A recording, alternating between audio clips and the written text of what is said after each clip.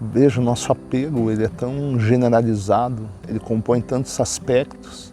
Ele compõe o aspecto emocional da nossa família, dos entes queridos, das pessoas que nos rodeiam. Ele tem o aspecto corporal, de você estar apegado a um corpo, de você acreditar que é a própria mente, de você se confundir com os seus pensamentos, com os seus sentimentos, com a tua cultura, com o teu estado social, com o teu status quo, né?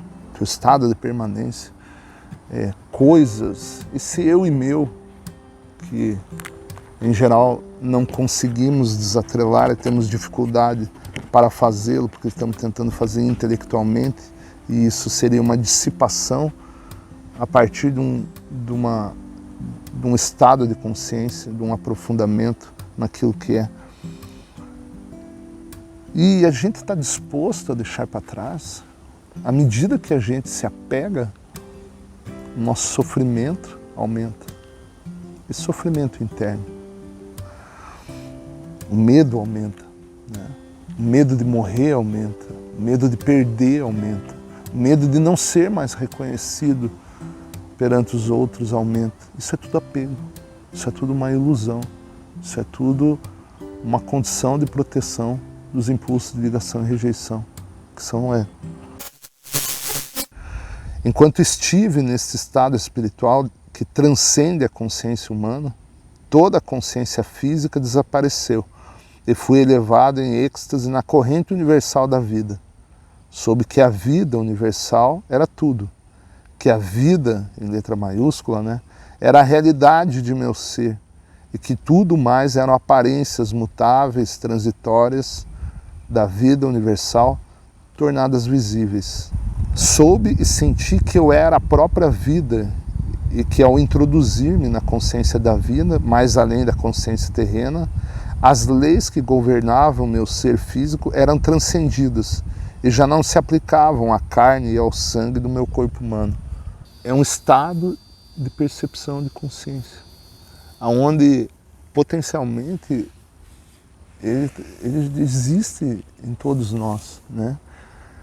Jesus conseguiu acessar isso e ele traz o conhecimento para que nós também o façamos, cada um no seu grau,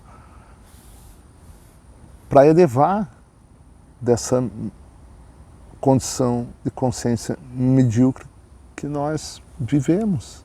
Desejei-me mover-me neste novo estado transcendente e vi a mim mesmo saindo da caverna flutuando. Vi meus discípulos no lago e soube que estavam em aflição. Sem esforço, desci flutuando a colina em direção à margem e ao retornar ao contato com meus assuntos humanos habituais, no caso, os meus discípulos, encontrei-me repousando sobre as águas. No entanto, ainda estava no estado em que percebia plenamente que eu mesmo era a vida individualizada e, portanto, meu corpo estava banhado pelo poder vital que continuava me deixando mais leve e transformando a estrutura atômica do meu estado físico. Você deve entender que ouvir e pensar no estado da consciência humana e a ascensão à compreensão transcendente da vida universal, quando a consciência pessoal já está afastada da condição corporal e plenamente fundida no Pai Consciência Universal, pertencem a duas dimensões totalmente diferentes do ser. Então você veja, você tem um estado de consciência onde você vive cegamente numa dimensão que é essa dimensão terrena, a dimensão dos teus sentidos, a dimensão daquilo que você come, dos teus desejos do eu que vão te beneficiar, das rejeições do eu, daquilo que vão te impedir daquelas projeções da tua busca mundana, dessa corrida da vida. Você tem a tua dimensão do espírito, do teu ser, da tua consciência fundamental, que é a base dessa própria vida que você está buscando lá fora e que ela está dentro de você. Ela é apenas uma imagem espelho e isso não é possível reconhecer, não é possível descobrir sem um conhecimento verdadeiro, como o das cartas, o único. À medida que você caminha nesse caminho verdadeiro espiritual que as cartas te trazem, você começa a flertar com essas duas dimensões, onde você percebe, primeiro intelectualmente, depois no decorrer do teu caminho, das suas purificações, através das purificações divinas que vão penetrando na tua psique, na tua mente, no teu cérebro, que vão te revelando esse fundamento da vida, essa outra dimensão, que é a base, né, do que o teu corpo está vivendo aqui.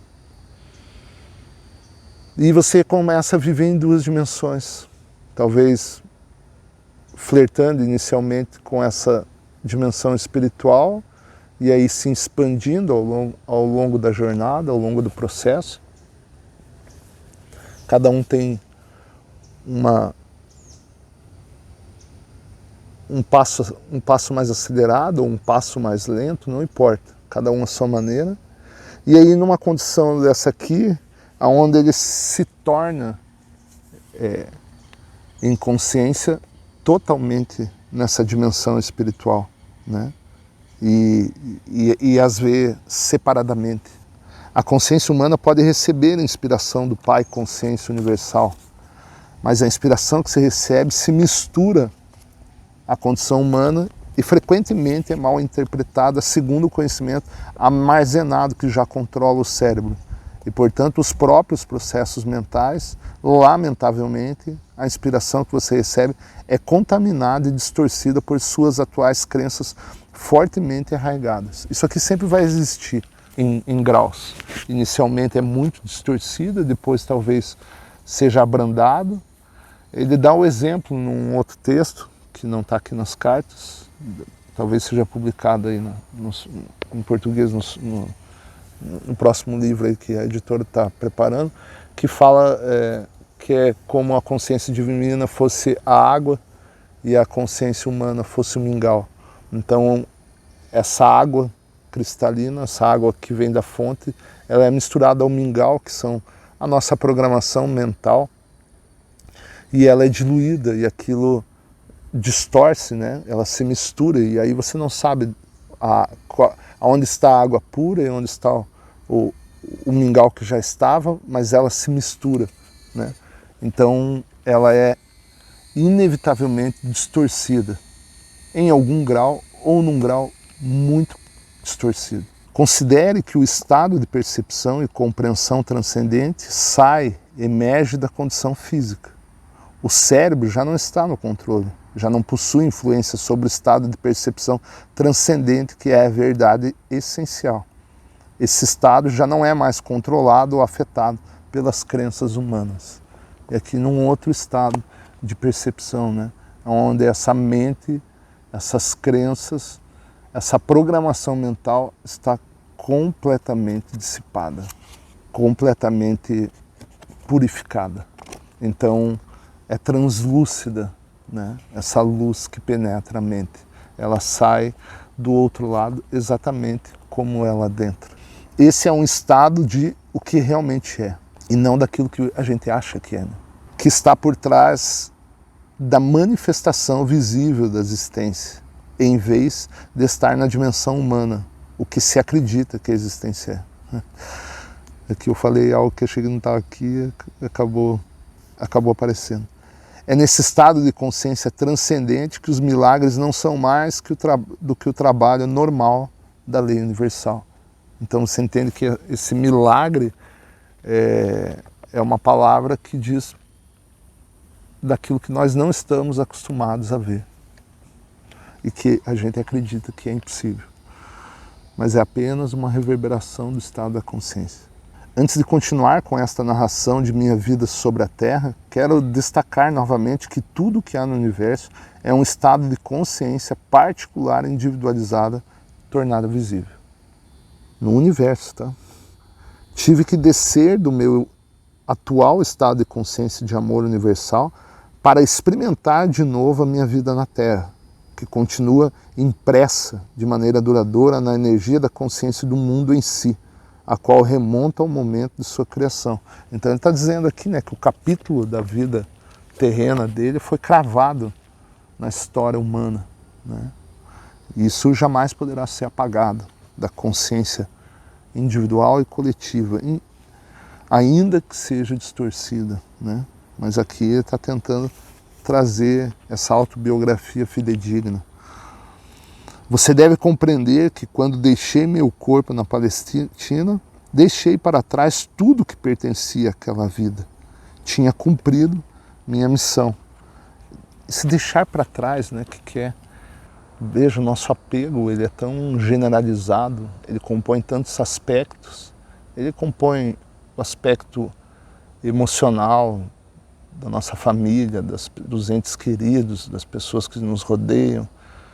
Ele tem o aspecto corporal, de você estar pegado a um corpo, de você acreditar que é a própria mente, de você se confundir com os seus pensamentos, com os teus sentimentos, com a tua cultura, com o teu estado social, com o teu status quo, né?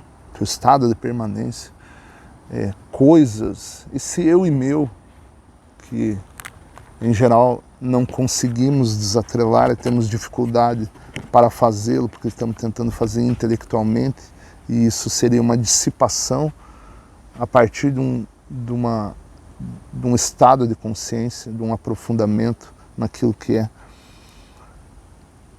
E a gente está disposto a deixar para trás.